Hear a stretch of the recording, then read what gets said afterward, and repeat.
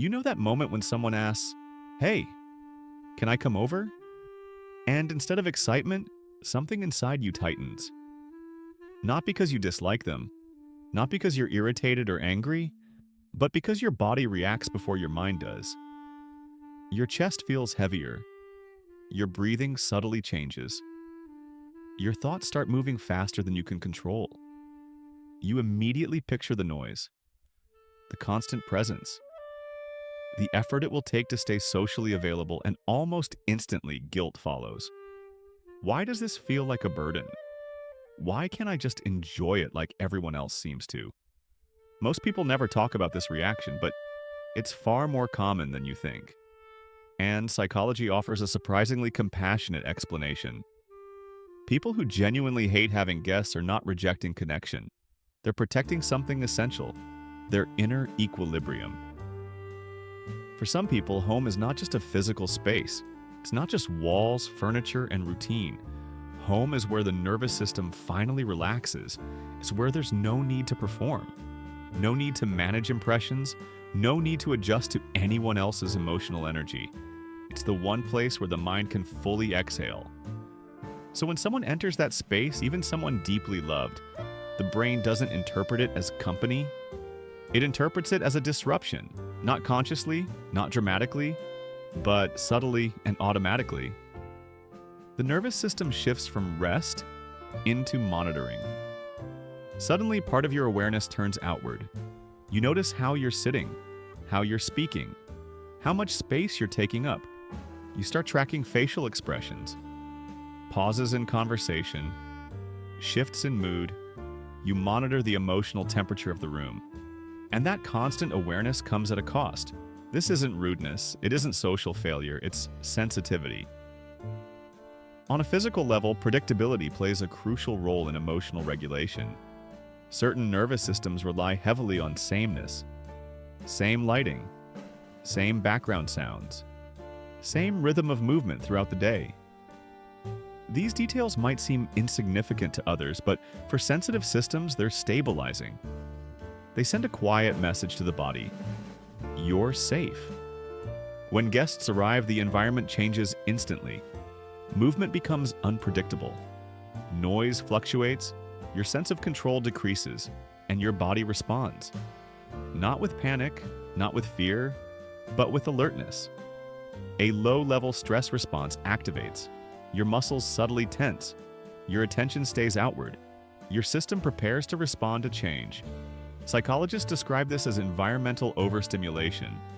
It's especially common in people who process stimuli deeply. Their brains don't filter aggressively. They don't tune things out easily. They notice small shifts, a change in tone, a forced laugh, a moment of awkward silence. And because their nervous systems take longer to return to baseline, even a pleasant visit can leave them depleted. This is why they may need hours, or even days can us to feel grounded again. Then there's the mental layer. Having guests means being observed, and for some people, being observed activates constant self-monitoring. Am I being welcoming enough? Am I engaging enough? Am I too quiet, too intense? Is the room comfortable? Is the conversation flowing? Are they enjoying themselves? This inner dialogue doesn't shut off. The brain runs a silent background program. How am I coming across right now? This isn't insecurity, it's heightened social awareness. These individuals are often extremely considerate. They think ahead.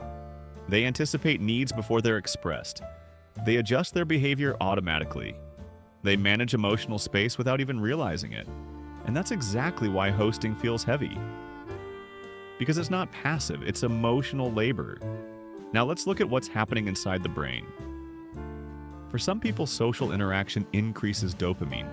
They feel energized, stimulated, motivated. Being around others gives them momentum. But for others, social interaction increases cortisol, the hormone associated with effort, pressure, and responsibility.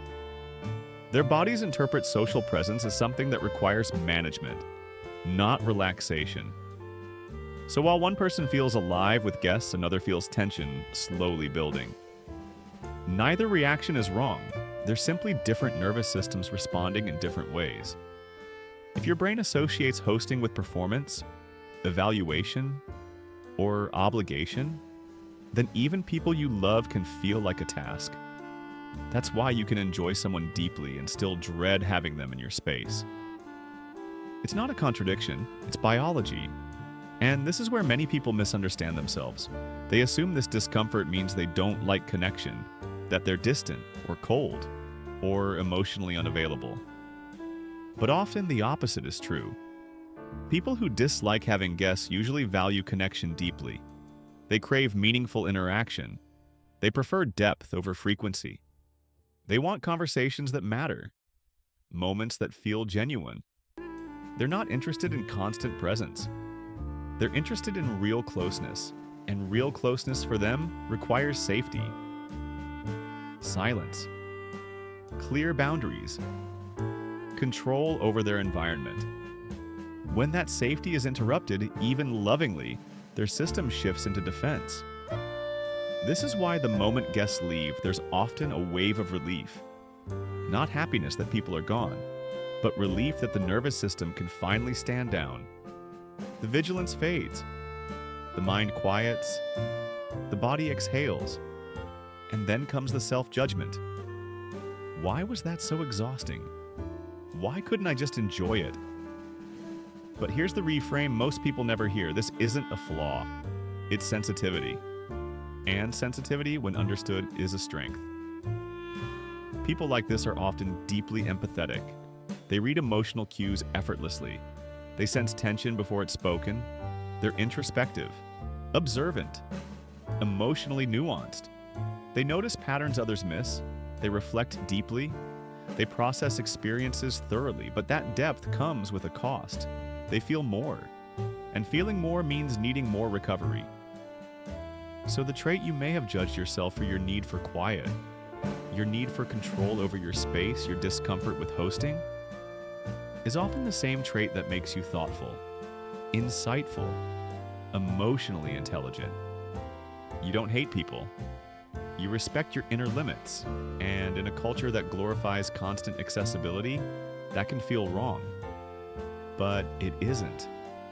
Understanding this doesn't mean isolating yourself. It means working with your nervous system, not against it. Maybe you prefer meeting outside your home. Maybe you need clear start and end times. Maybe you need long breaks between social interactions. That's not selfish. That's regulation. And once you stop forcing yourself to enjoy what drains you, something shifts. You stop feeling broken. You stop apologizing. You stop over-explaining. You begin designing your life in a way that supports how you're wired. So let me ask you this. Do you feel drained before guests arrive? Or only after they leave? Because that answer reveals a lot about how your mind works. And maybe instead of trying to become someone who loves hosting, you can finally accept who you already are. Because the part of you that needs space isn't antisocial, it's protective. And once you understand that, you can stop fighting your nature and start respecting it.